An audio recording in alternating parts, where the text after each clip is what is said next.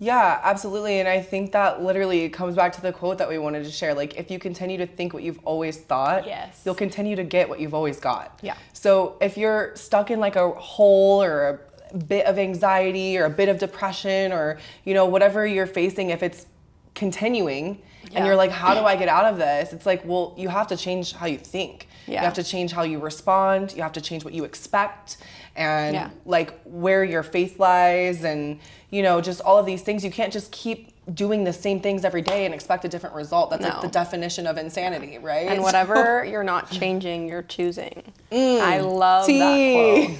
Like, I love that because if you're not putting in effort to change what's going on, shut up. Yeah. Stop complaining you're choosing about it. Like that's what you're choosing. You're choosing to go into this. You're choosing to go into that job. There's always a choice.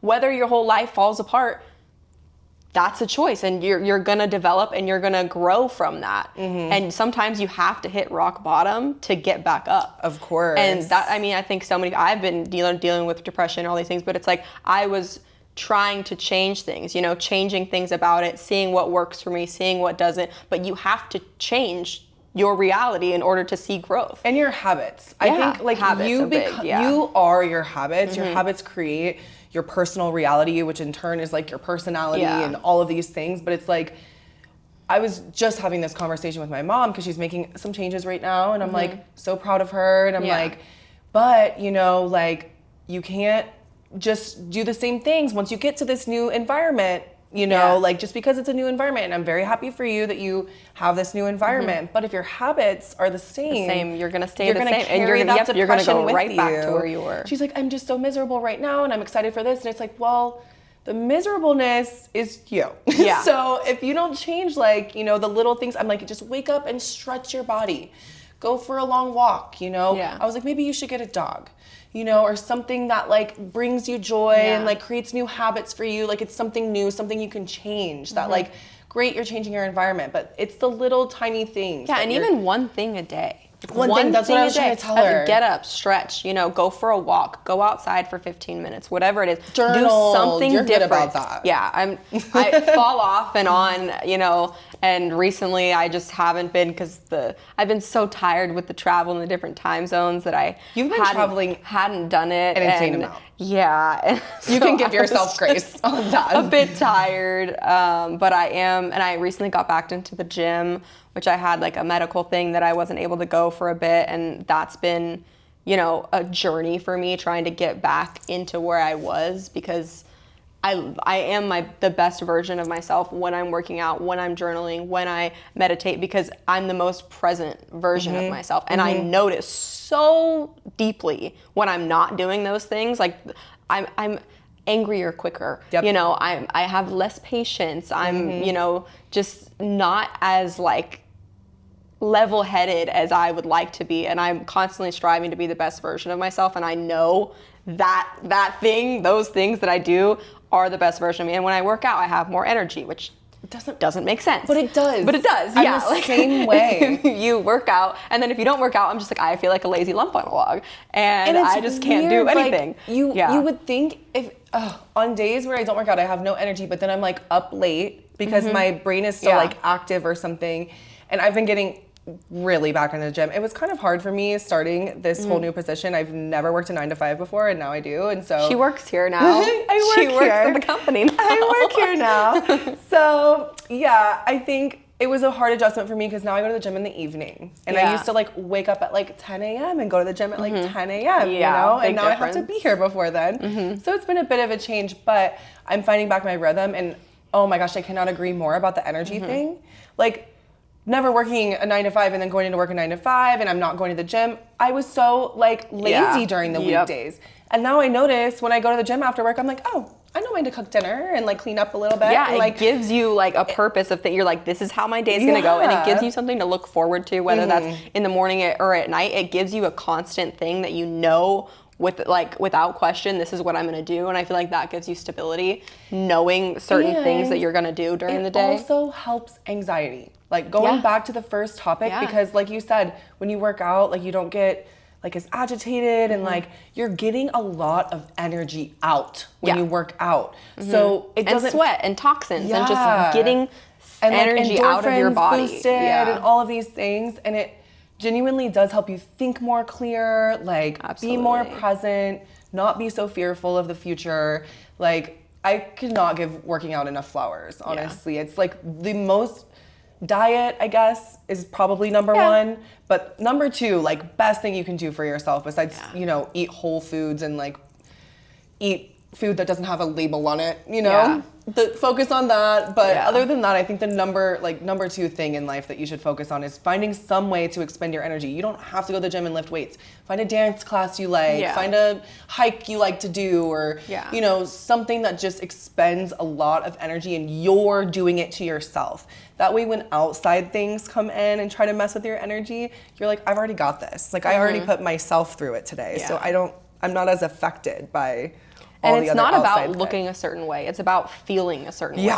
Working out is about feeling your best. It doesn't matter what weight on the scale, whatever it is, it's about fueling your body and taking care of your body and giving back to your body that does so much for you. Amen. And I also feel like the gym tests my anxiety, and it's like a safe place to test my anxiety, because like if I'm going to a new gym or if I'm going, I always get super anxious because I don't like walking around trying to find a machine. Like that stresses me out. But I'm like, this is a healthy anxiety, because does it really matter? No. But I get anxiety about it, so I'm just like, why am I feeling this way? And I feel like it's a fun little test to understand how I feel about it. And it's like, well, why? And it's like, well, I don't want people to think I'm working out wrong. I don't want people to come like correct me. I don't want to look gross and sweaty in front of people, you know, like whatever it is.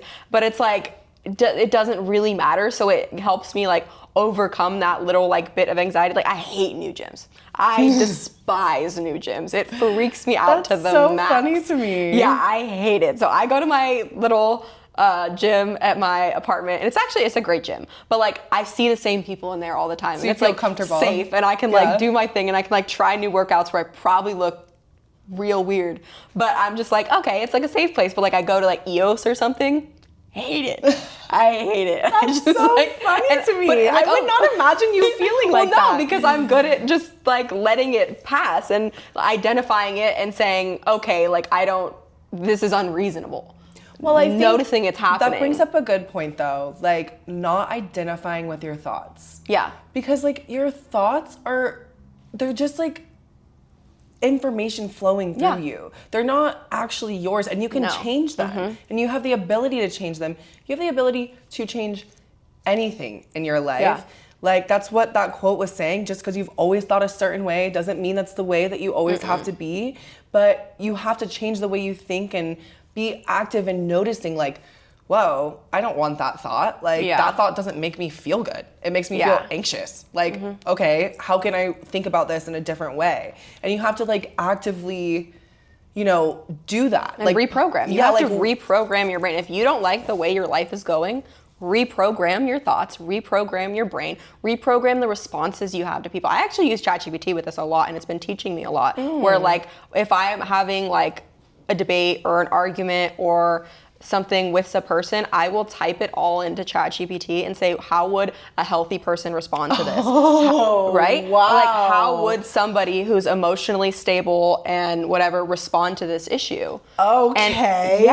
And that's a game changer. I've never done that. Game changer. I do it with arguments with my mom, with our boss, with like anybody, because I'm like, how would somebody who's like emotionally secure, not trying to criticize or, you know, demean this person, how am I supposed to come across where I'm not attacking this person? And like, sometimes I'll like put text messages in, or I'll put a conversation in, and it'll show me a different way, because I'm trying to be that version of myself. And I've noticed that because I'm learning how to respond, people respond in a different way because I'm responding in a different way. And it's like, so true. Even my mom, like, you know, my entire life, she's been responding a certain way because I've been responding a certain way. But then if you notice that you respond a different way, everyone else responds a different way, and it changes your reality based on how you respond to situations. That is such a great tool. I have never thought to help, because I get anxious about certain things. It's usually like romantic flings or something. I use it for that too. I get like, yeah.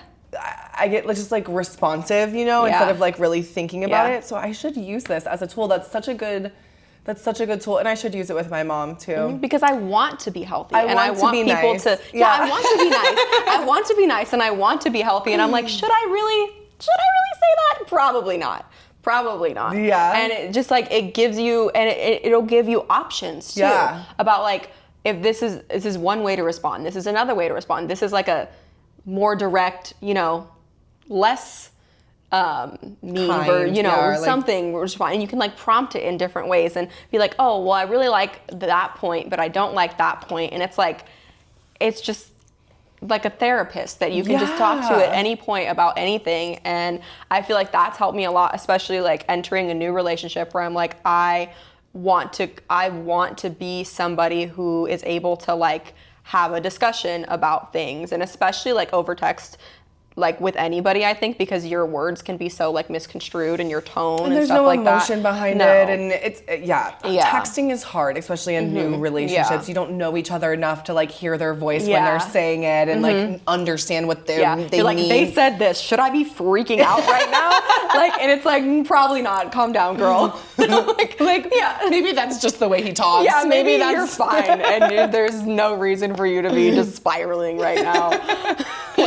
I need to start using this. Okay, I'm sending chat. I use Grok though, by the way. I like Grok better than ChatGPT. I've never used Grok. Or Ask ROI. And I use Ask ROI too. Use Ask ROI. Yeah, it's still like developing in certain ways where I prefer ChatGPT for that specific thing. Yeah, the quickness and like the thought responses and stuff like that.